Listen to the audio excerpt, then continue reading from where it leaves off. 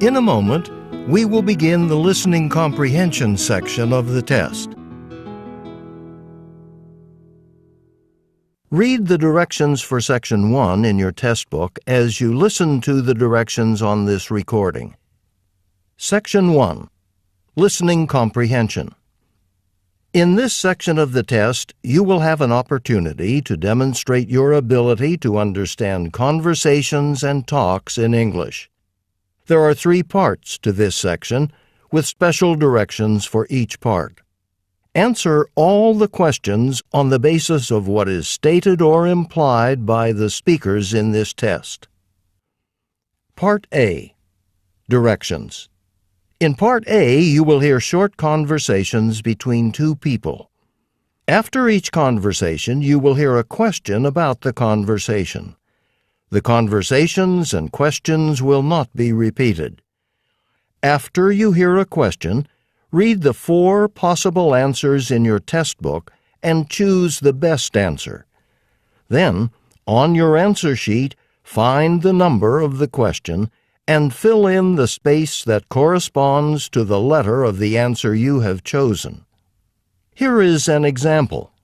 On the recording, you hear, "I don't like this painting very much." Neither do I. "What does the man mean?" In your test book, you read A. He does not like the painting either. B. He does not know how to paint. C. He does not have any paintings. D. He does not know what to do. You learn from the conversation that neither the man nor the woman likes the painting. The best answer to the question, "What does the man mean?" is A. He does not like the painting either. Therefore, the correct choice is A. Now we will begin Part A with the first conversation. Number 1. Hey, you look like you could use a study break. Want to grab a coffee? Why not? Life's too short to stay in the library all day. What does the man mean?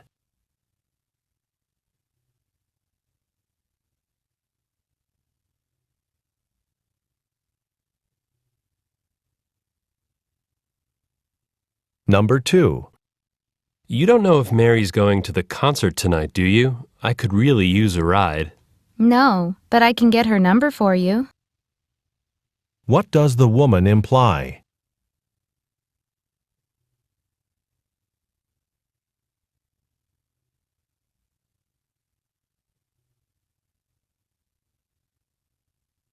Number 3. Daniel, is that you? Your hair's so short. I wouldn't have recognized you except for your jacket and glasses. All my friends are telling me that. You're the 3rd one today. What can be inferred about the man?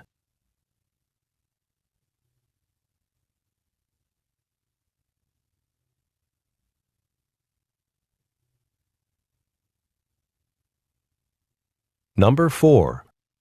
The library's closed already. It's only 5 o'clock. I guess with so few students around in the summer, there isn't the demand. What does the woman mean?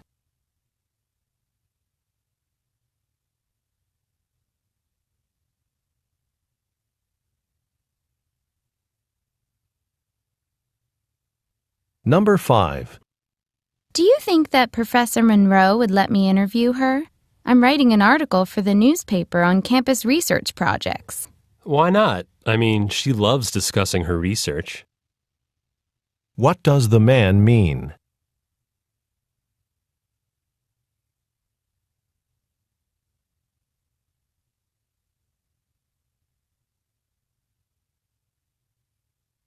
Number 6.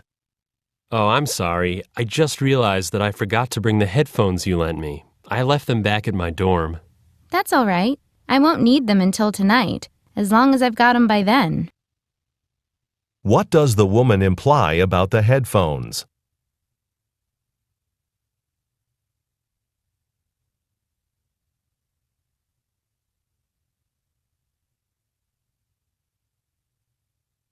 Number 7.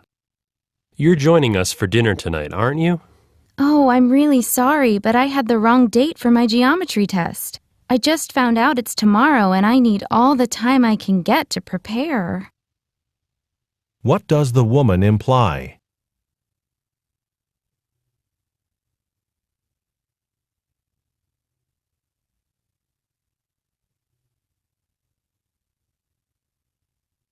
Number 8. Hey, you wouldn't happen to have any spare cash, would you? I left this morning without my wallet. I just cashed my paycheck, so it's no problem, so long as I get my money back. What will the woman probably do next?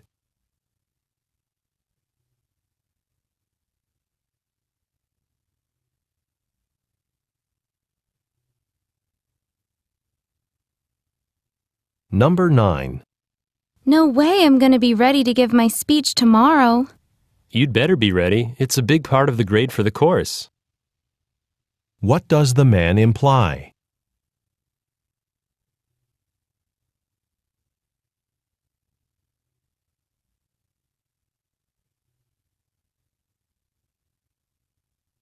Number 10. I spent my summer vacation up north, in Montana. The view of the mountains there is so beautiful. I think it'd be great to live there all year round. You've got to be kidding. I'm from there, and believe me, in the wintertime it's so cold out you couldn't care less about the scenery. What does the woman mean?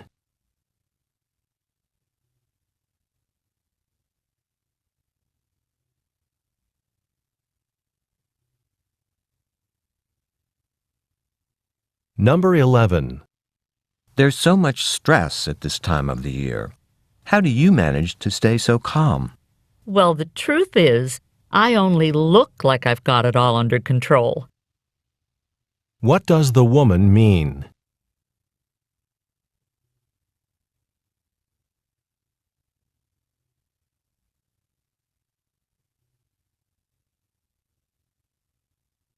Number 12. What do you think? Should I buy this mobile phone? It has some amazing features. Yeah, but you said you don't use most of the features on the phone you have. What does the man imply?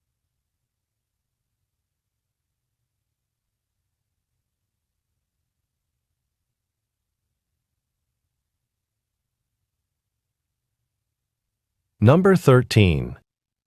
I just went to the campus bookstore to buy my books for next semester, but there were like 100 people waiting in line. You know, you can order most of the textbooks online, and sometimes there's a discount. What does the man imply?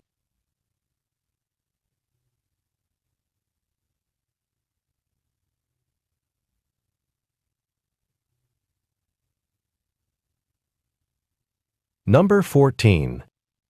I was just offered that teaching job in Canada. You've been talking about this forever. I'm thrilled for you. What does the woman imply the man should do?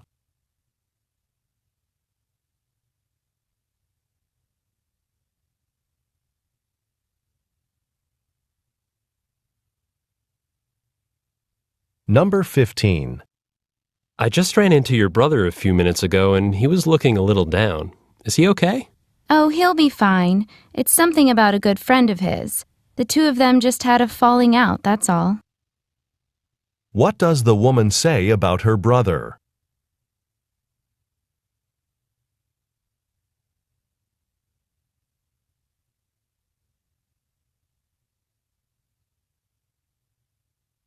Number 16. Excuse me, I think you're in the wrong spot. Professor Carter gave us assigned seats on the first day of class, remember? Oh, right. I forgot. Sorry. What can be inferred from the conversation?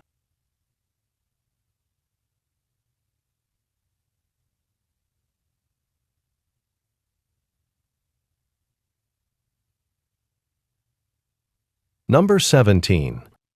Are you feeling better about that summer job? You said it was really difficult work. Yeah, now that I've learned the ropes, it's great. It was stressful at first because I didn't know what I was doing. What does the woman mean?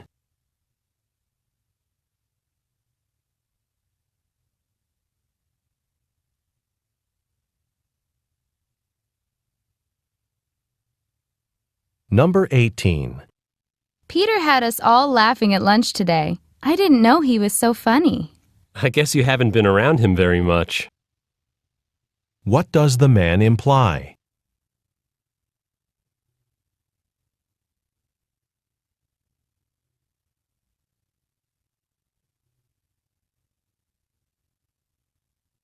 Number 19. Why don't you all go to the movie without me? It's pouring out and I don't have my umbrella. You know, I've got an extra one back in my dorm room. It's just the next building over. What will the woman probably do?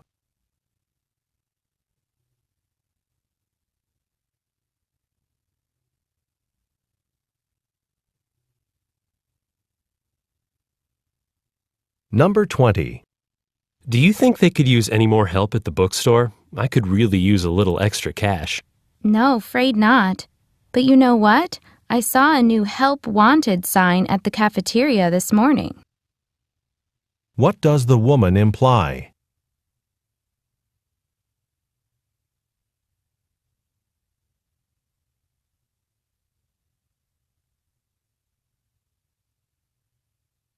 Number 21. Well, 1 month to go till my trip to Mexico. I just need to apply for my passport and I'll be ready.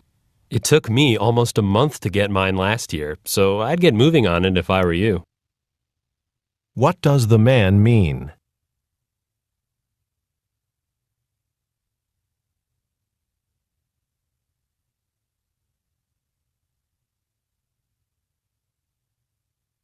Number 22. Oh, doing these lab reports takes so much time. I can't believe that they're only worth 15% of our grade for the course. Definitely. They should be more like 25 or 30%. You know, I have an appointment with Professor Curtis during her office hours this week. I think I'll bring it up with her then. What will the man probably do?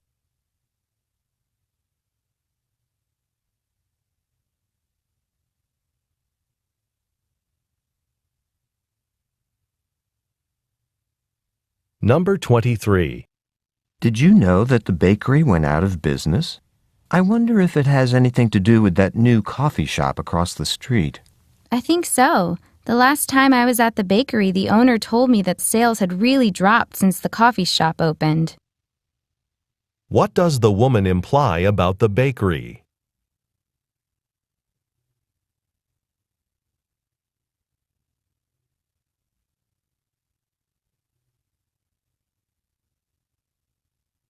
Number 24.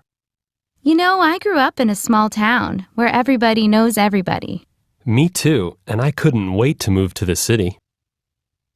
What does the man imply?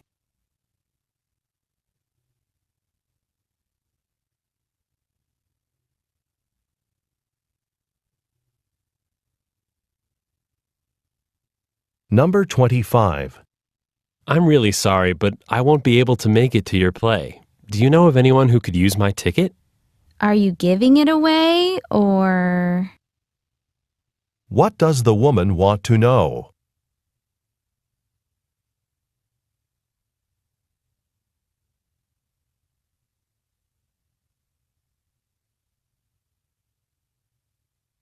Number 26.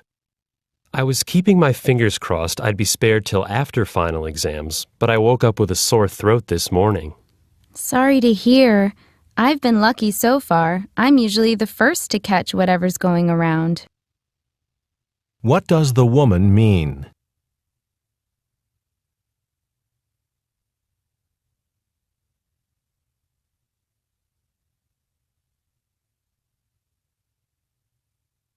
Number 27.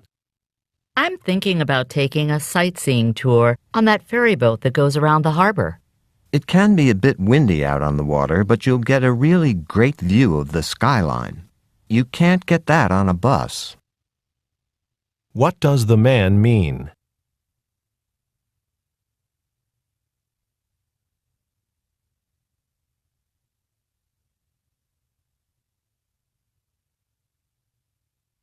Number 28.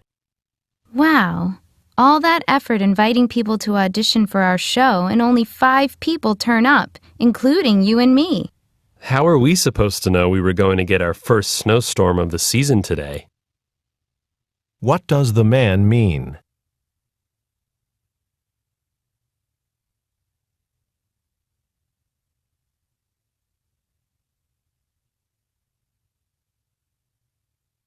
Number 29.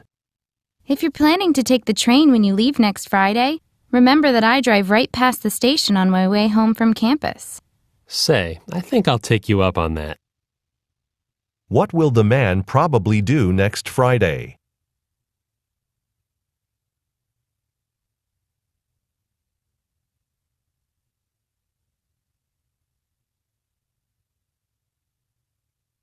Number 30.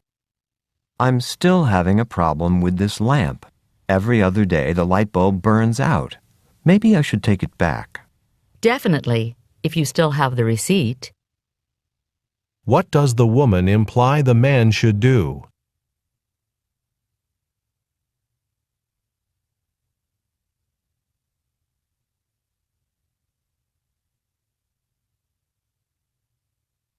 This is the end of Part A. Now read along as the directions for Part B are being read. Part B. Directions. In this part of the test, you will hear longer conversations. After each conversation, you will hear several questions. The conversations and questions will not be repeated. After you hear a question, read the 4 possible answers in your test book and choose the best answer. Then, on your answer sheet, find the number of the question and fill in the space that corresponds to the letter of the answer you have chosen. Now we will begin Part B with the first conversation. Questions 31 through 34. Listen to a conversation between 2 friends. What happened to you today? I went to the Bard Music Festival in downtown New York. I listened to a really nice concert. Really? Whose music were they playing? Joseph Haydn's. It was so beautiful. I was humming the music to myself all the way home on the train. What time is it anyway? It must be getting late. It's 7 o'clock. Did you forget? We were supposed to meet the other members of the Computer Science Club this afternoon. Oh, I'm sorry. It completely slipped my mind. Sally was going to show me a software program she bought. I wanted to see it. Why didn't you go? Well, I was waiting for you, like we planned. And before I knew it, it was too late. But forget it, the concert was probably more interesting. My favorite piece was Haydn's Baritone Trio No. 97. The baritone's an old type of stringed instrument. It's unusual in that it has 2 sets of strings. One set you play with a bow like a violin. The other set you can pluck with your fingers. The balance of the plucking and bowing was beautiful. I've listened to several of Haydn's symphonies before. I have a couple of them on CDs. You do? I'd like to borrow them sometime if you don't mind. If I can find them, sure. My CD collection's stuffed away somewhere. I wish I could get a CD of the Baritone Trio I heard. Well, we've still got some time before the mall closes. Why don't we check to see if the music shop's got it? All right. Number 31. What is the conversation mainly about?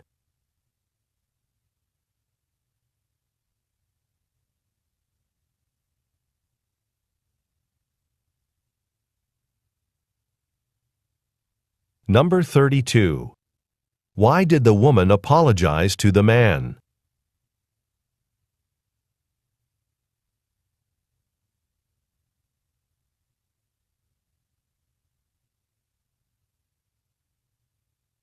Number 33. What is unusual about the baritone?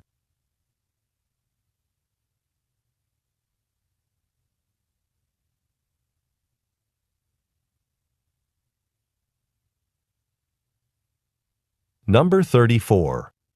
What does the woman want to borrow from the man?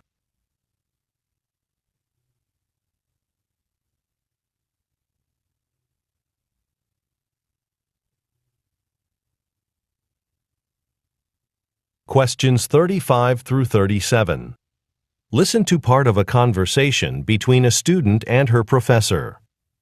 Professor Robbins, today in class you said that polarized light pollution endangers wildlife, but I'm not sure what polarized light pollution is. Is it different than light from streetlights? I mean, I know that can cause problems for animals. Well, streetlight's a form of direct light, which is different from polarized light. Let me explain. Light from the sun vibrates in all possible directions, but after it bounces off a smooth, flat surface, like water, it only vibrates in one direction, horizontally. The lights become polarized, and the eyes of many animals can detect this kind of light. They use it for navigation, to find a body of water, for breeding or feeding. Unfortunately, they also get the same cues from artificial surfaces like roads or glass buildings. So animals might think they're heading toward water, but they're not. Exactly. And any surface that reflects light, cars, plastic sheeting, they're all a problem. But there has to be a solution, right? Why not paint the road or something to reduce the reflection from the surface? Researchers have suggested that. They've also suggested hanging curtains in windows or using less reflective materials in building construction. But even that wouldn't totally solve the problem. For example, if you have transparent plastic bags floating in the ocean, when the sunlight passing through them becomes polarized, it makes the plastic appear to some sea turtles very similar to the prey they would ordinarily feed on. Number 35. What are the speakers mainly discussing?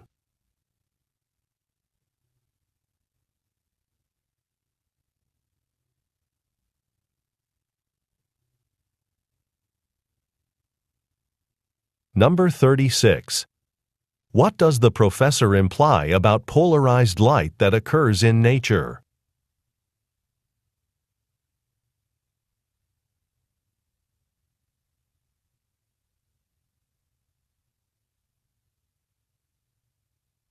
Number 37. According to the professor, how do glass buildings affect wildlife?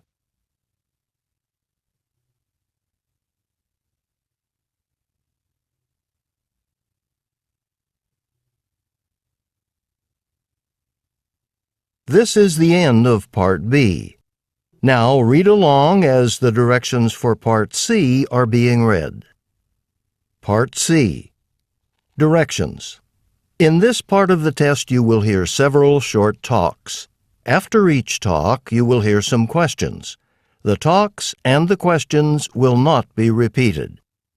After you hear a question, read the 4 possible answers in your test book and choose the best answer. Then, on your answer sheet, find the number of the question and fill in the space that corresponds to the letter of the answer you have chosen. Here is an example. On the recording you hear, "Listen to an instructor talk to his class about a television program."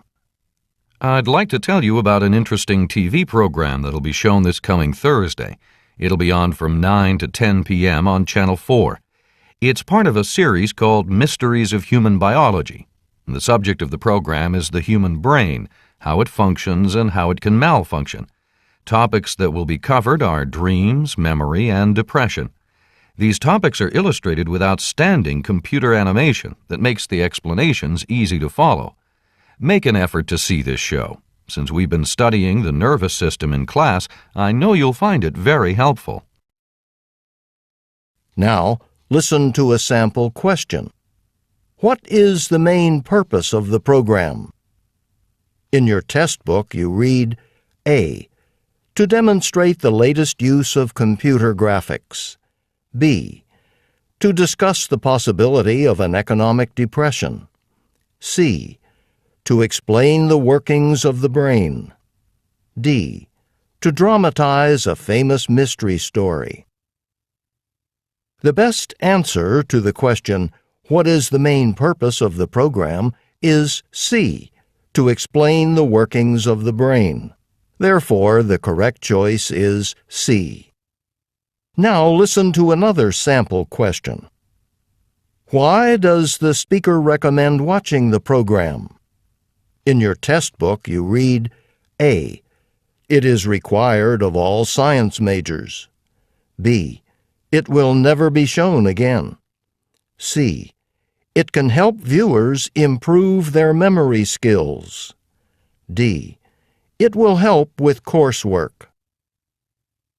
The best answer to the question, why does the speaker recommend watching the program, is D. It will help with coursework. Therefore, the correct choice is D. Now we will begin Part C with the first talk. Questions 38 through 41. Listen to part of a lecture in a developmental psychology class. Developmental psychologists study people as they age and develop. So, the obvious research approach would be to study a group of participants over several years, right? This is called a longitudinal study, where we observe the same participants repeatedly over time. For example, suppose you want to study shyness in children, to see, say, if children who are shy at age 3 become less shy as they grow. Well, you'd start with some 3-year-olds and observe them at various times over several years. Now, here we're faced with some practical issues. Such research takes years to complete. Will researchers be available that long? What about the participants? Will they be available the whole time? How big a group do you need to start with to ensure there will be enough participants at the end of the study? There are 2 other research approaches, the cross-sectional study and the cohort study. The cross-sectional study observes children of different ages at a single point in time. So back to our study of shyness in children. A cross-sectional approach would ask a different question, something like, is the average 3-year-old shyer than the average 6-year-old? This is research you could conduct in a limited period of time. But remember, the approach you use, longitudinal or cross-sectional, affects the focus and the design of your study. This is also true of the third approach, the cohort approach. Children born in the same year are called cohorts. Let's see how this approach would work in our shyness study. Number 38. What does the professor mainly discuss?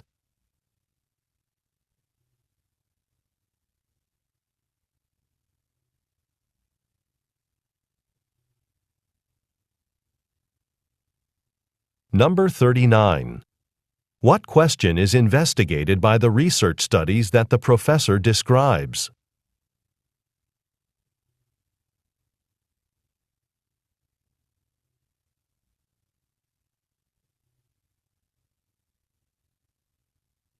Number 40. What is one of the problems with longitudinal studies that the professor mentions?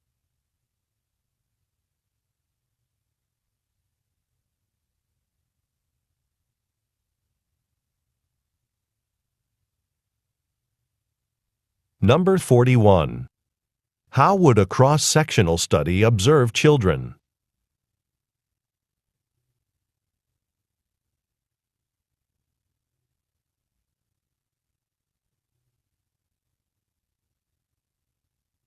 Questions 42 through 46. Listen to part of a lecture in a geoscience class. Gravity is not constant on Earth. One way it varies is with Earth's mass in a particular location. For example, an area with greater mass, like a mountain range, well, gravity will be stronger there.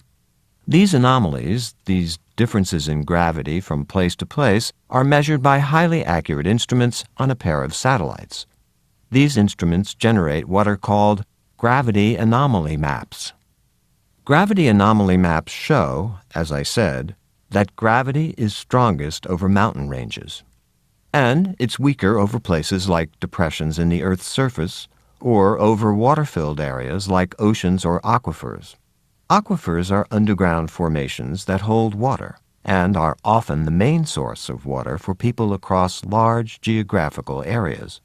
Gravity over most types of rock is pretty stable, but it fluctuates over water because water volumes vary as a result of evaporation, precipitation, and human activity.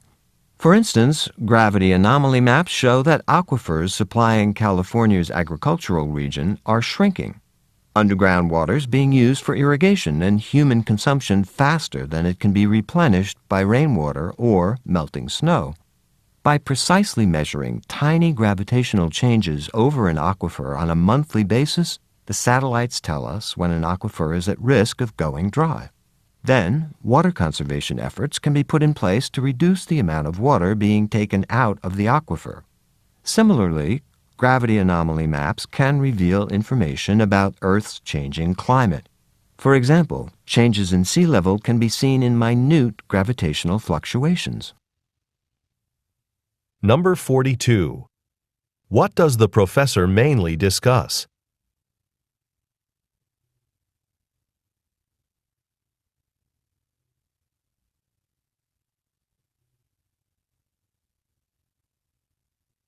Number 43.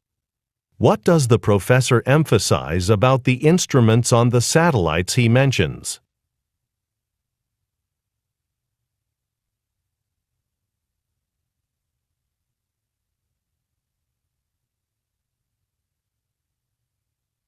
Number 44. According to the professor, where is Earth's gravitational force the strongest?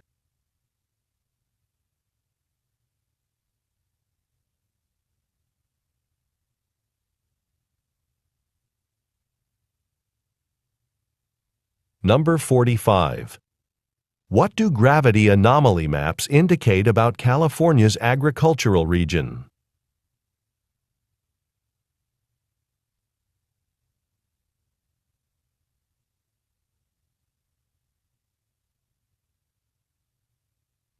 Number 46. What does the professor say about climate change?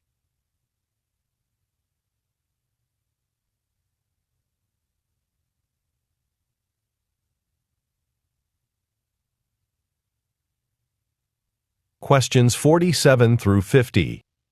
Listen to part of a talk in a United States history class. While we're on the topic of things that technology has made obsolete, I'd like to spend a few minutes on the ice industry, one of the major industries in the United States in the 1800s.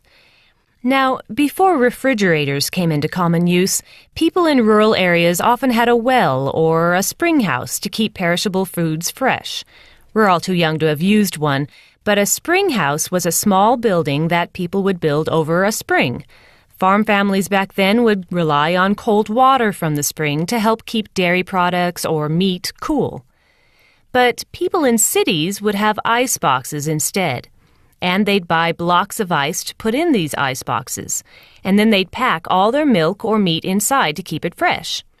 So, until refrigerators made it obsolete, the ice industry supplied city dwellers with these blocks of ice. Now, by 1800, people had learned how to harvest blocks of ice from lakes and ponds, and later to cover this ice with hay and store it in ice houses. These ice houses were enormous, among the largest structures anywhere in the country at that time. Ice houses were so important that they often had railroad tracks going right up next to them. In addition to being transported by train, ice was delivered by ship, all along the East Coast, or further inland by canal boat. Eventually, the industry supplied blocks of ice to almost any place in the country where people could afford such a luxury. Number 47. What is the talk mainly about?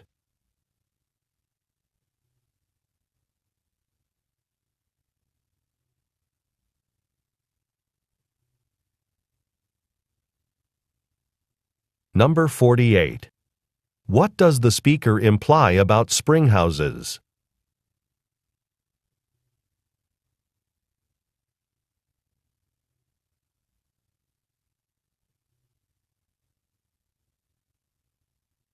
Number 49. According to the speaker, what made the ice industry obsolete?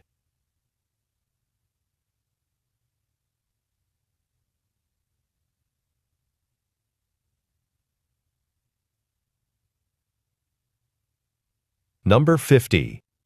What was the purpose of an icebox?